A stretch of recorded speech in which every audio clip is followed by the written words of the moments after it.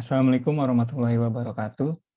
Pada kesempatan kali ini, izinkan kami untuk mempresentasikan mengenai biaya overhead pabrik dengan dosen pengampu Ibu Dewi Cahyani Pangestuti SEMM, yang mengampu matkul penganggaran perusahaan. Anggota kami yang pertama ada Audrey Rama Widianti, yang kedua ada Kairunisa Amta Nafira, dan saya sendiri Wibi Rajasa Dananta. Di kesempatan kali ini ada 6 poin yang akan dibahas. Yang pertama itu anggaran biaya overhead pabrik atau BOP. Yang kedua ada karakteristik atau sifat-sifat biaya overhead pabrik. Yang ketiga jenis biaya-biaya yang termasuk kategori biaya overhead pabrik. Yang keempat menghitung tarif biaya BOP. Yang kelima metode alokasi biaya overhead pabrik. Dan yang terakhir menghitung harga pokok produksi. Anggaran biaya overhead pabrik. Anggaran BOP ialah anggaran biaya produksi selain anggaran biaya bahan baku dan anggaran biaya tenaga kerja langsung. Dalam tujuan perencanaan, membuat keputusan, dan mengendalikan BOP dapat diklasifikasikan sebagai berikut. Yang pertama itu sifat biaya overhead pada BOP konstan dan BOP variabel. Selain itu, penempatan tarif BOP ini di permulaan periode anggaran. Yang kedua, biaya kas dan bukan kas. Penggolongan biaya ini dapat memberikan manfaat untuk melakukan penyusunan anggaran dan pengambilan ketentuan yang mempermudah perusahaan. Pada umumnya, BOP variabel yakni biaya kas, sedangkan BOP konstan sebagian yakni biaya kas dan biaya bukan kas sebagian. Selanjutnya ada karakteristik atau sifat-sifat biaya overhead pabrik. Menurut sifatnya terbagi menjadi 3. Yang pertama itu ada fixed cost atau biaya tetap. Fixed cost ini dengan asumsi tertentu tentang prinsip-prinsip manajemen dan periode waktu. Biaya tetap adalah biaya tetap konstan sepanjang waktu dan tidak dipengaruhi oleh volume atau kuantitas operasi. Pajak properti, gaji, asuransi, dan biaya pengurangan adalah contoh dari biaya tetap. Yang kedua ada variable cost atau biaya variabel. Biaya ini adalah biaya tetap per unitnya, tetapi biaya totalnya tidak menentu. Biaya total tidak menentu sejajar dengan perubahan jumlah aktivitas. BOP variabel yakni perubahan BOP berdasarkan jumlah kegiatan. Semakin volume kegiatan suatu perusahaan tinggi, maka tinggi pula biaya operasi pabriknya. Sebaliknya, semakin volume kegiatan suatu perusahaan rendah, maka semakin rendah pula BOP-nya. Kemudian yang terakhir ada semi variable cost atau biaya semi variabel. Biaya semi variabel ialah pembagian biaya atas biaya tetap dan biaya variabel. BOP ini ialah perubahan BOP campuran, tetapi perubahannya tidak setara dengan berubahnya jumlah kegiatan. Untuk menentukan pengendalian biaya dan tarif BOP, BOP terbagi atas 2 komponen, yakni biaya variabel dan biaya tetap. Biaya pada kategori BOP ini berupa biaya peralatan, pemeliharaan, biaya bahan baku tidak langsung, dan biaya tenaga kerja tidak langsung. Contohnya itu seperti tagihan listrik. Sifat dari biaya ini tetap karena perusahaan wajib melunasi biaya berlangganan bulanan untuk layanan listrik yang sifatnya tetap dan berisi komponen variabel, serta biaya listrik ini akan meningkat sejalan dengan banyaknya tindakan di perusahaan.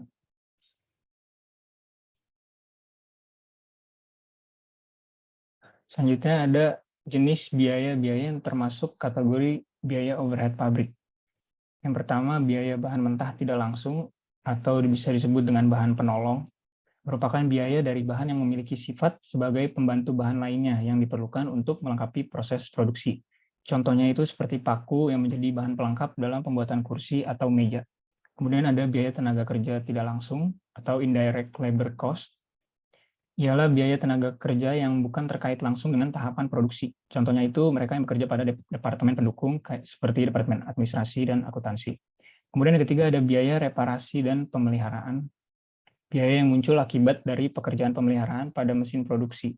Tetapi biaya tersebut juga termasuk kegiatan secara langsung atau tidak langsung mengenai produksi. Contohnya itu perawatan terhadap mesin produksi dan biaya perawatan ruang lingkup kerja karyawan. Biaya ini bertujuan agar proses produksi berjalan secara optimal. Selanjutnya, yang keempat ada biaya penilaian aktiva tetap. Biaya ini muncul karena penilaian pada aktiva tetap, yakni biaya yang dikeluarkan untuk membayar berbagai macam depresiasi aktiva tetap, berupa depresiasi bangunan pabrik, mesin, peralatan, dan lainnya. Kemudian yang kelima ada biaya yang muncul akibat berlalunya waktu, biaya yang dikeluarkan untuk berbagai jenis asuransi seperti asuransi mesin, kecelakaan pegawai, dan kendaraan. Kemudian yang terakhir ada biaya overhead pabrik lain yang memerlukan biaya uang tunai. Biaya yang dikeluarkan untuk pihak eksternal perusahaan, contohnya itu yang membutuhkan biaya tunai seperti biaya listrik, air, dan telepon.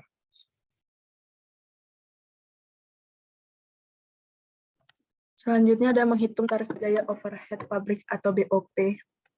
Tarif BOP dibutuhkan untuk menentukan harga pokok produksi. Terdapat 3 tahapan yang menentukan tarif BOP, yakni yang pertama ada menyusun anggaran BOP. Pada menyusun anggaran BOP, tingkat aktivitas produksi atau kapasitas yang nantinya menjadi awal perkiraan. Biaya pabrik perlu diperhatikan sebagai dasar penyusun anggaran BOP. Terdapat 3 jenis kapasitas digunakan untuk penyusun anggaran tersebut. Yang pertama adalah kapasitas praktis, kedua kapasitas normal, ketiga kapasitas sesungguhnya yang diharapkan. Yang kedua, memilih dasar pembebanan BOP kepada produk. Dalam tahap ini dilakukan pemilihan dasar yang digunakan untuk secara adil membebankan BOP terhadap produk. Terdapat 5 dasar yang dapat digunakan, yaitu satuan produk. Metode ini dilaksanakan dengan cara membebankan langsung BOP ke produk. Perhitungan metode ini dengan rumus sebagai berikut: taksiran biaya overhead pabrik dibagi taksiran jumlah satuan produk yang dihasilkan sama dengan tarif BOP per satuan. Biaya bahan mentah. Metode ini digunakan saat BOP didominasi oleh nilai bahan mentah yang bervariasi. Rumus untuk menghitung metode ini adalah sebagai berikut: taksiran biaya overhead pabrik dibagi taksiran biaya bahan baku yang dipakai dikali 100% sama dengan persentase BOP dari biaya bahan baku. Biaya tenaga kerja. Karena BOP erat kaitannya dengan total gaji pegawai langsung, maka memakai dasar biaya tenaga kerja langsung. Berikut rumus dari metode ini. Taksiran biaya overhead pabrik dibagi taksiran biaya tenaga kerja langsung dikali 100% sama dengan persentase BOP dari biaya tenaga kerja langsung. Jam tenaga kerja langsung. Metode ini digunakan saat BOP berkaitan erat dengan jangka waktu dalam produksi barang. Tarif BOP ini dapat dihitung dengan rumus sebagai berikut: taksiran biaya overhead pabrik dibagi taksiran jam tenaga kerja sama dengan tarif BOP jam tenaga kerja langsung. Jam mesin. Jika penggunaan mesin memiliki variasi dengan waktu, maka penggunaan dasar BOP adalah dasar jam mesin. Tarif BOP ini bisa dihitung menggunakan rumus berikut: taksiran biaya overhead pabrik dibagi taksiran jam kerja mesin sama dengan tarif BOP per jam mesin. Yang ketiga, menghitung tarif BOP. Langkah menghitung tarif BOP adalah langkah terakhir setelah anggaran BOP selesai disusun. Menghitung tarif BOP dapat menggunakan rumus berikut: jumlah BOP dianggarkan sama dengan tarif BOP kali tingkat kegiatan yang direncanakan. Metode alokasi, selanjutnya ada metode alokasi biaya overhead pabrik. Yang pertama ada direct allocation method atau metode alokasi langsung. BOP di dalam metode ini merupakan bidang di bidang jasa yang dialokasikan ke setiap bidang produksi. Pada bagian metode alokasi secara langsung ini bisa dipakai ketika ada jasa hasil dari sebuah departemen hanya dimanfaatkan suatu departemen produksi, yang artinya tidak ada departemen dari jasa lain untuk menggunakan jasa tersebut.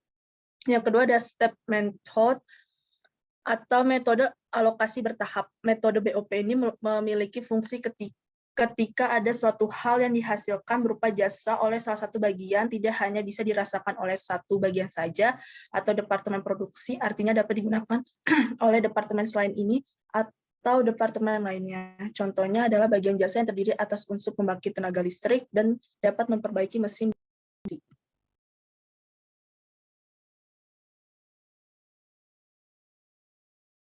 Selanjutnya ada menghitung biaya produksi. Perhitungan biaya produksi memperhitungkan semua tenaga kerja, bahan langsung, dan pengeluaran overhead dalam produksi barang dan jasa.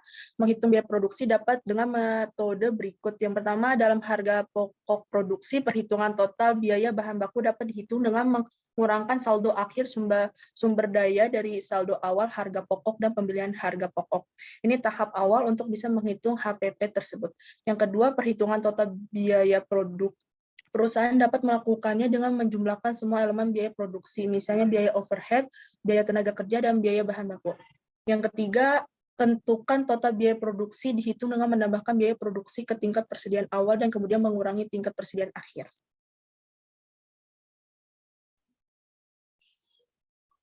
Baik, selanjutnya adalah contoh soal dan pembahasan. Pada soal yang pertama, terdapat sebuah bangunan yang digunakan bersamaan dengan pabrik bagian administrasi umum, dan bagian penjualan. Luas bangunan tersebut sebesar 1.500 meter persegi yang penggunaannya sebagai berikut. Pabrik seluas 750 meter persegi, bagian administrasi sebesar 350 meter persegi, dan penjualan sebesar 400 meter persegi. Sehingga totalnya adalah 1.500 meter persegi.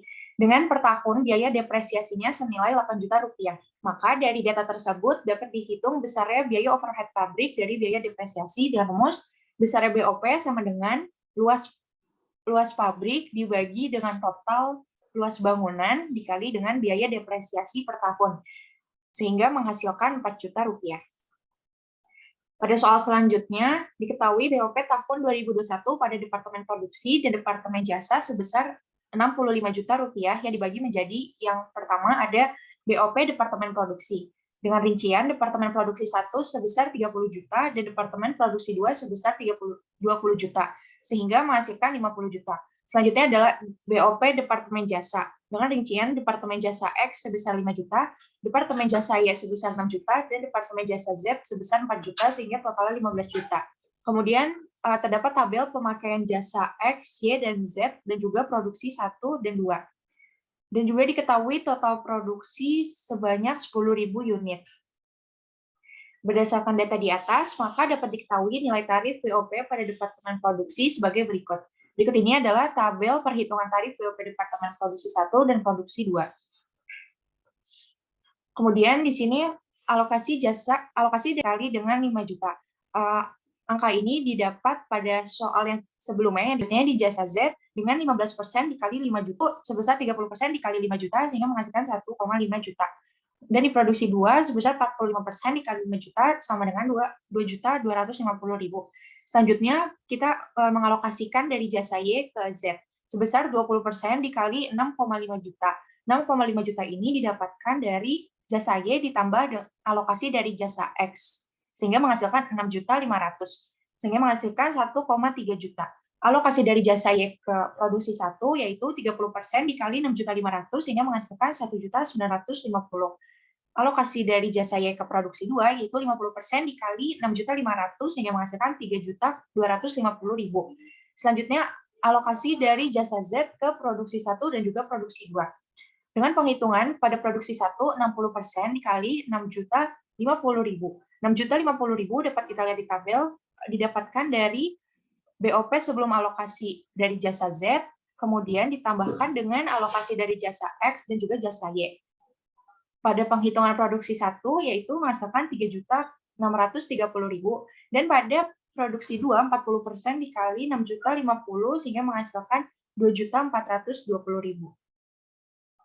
Maka dapat diketahui total BOP Departemen Produksi tersebut sesudah melakukan alokasi, yaitu produksi 1 sebesar 37.080.000 dan produksi 2 27.920.000, sehingga menghasilkan total 65 juta.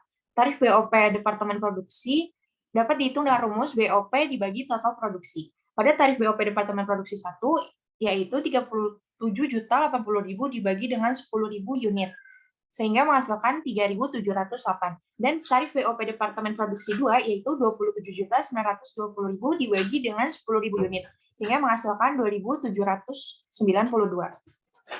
Baik, sekian presentasi dari kelompok kami. Kurang lebihnya mohon maaf. Wassalamualaikum warahmatullahi wabarakatuh.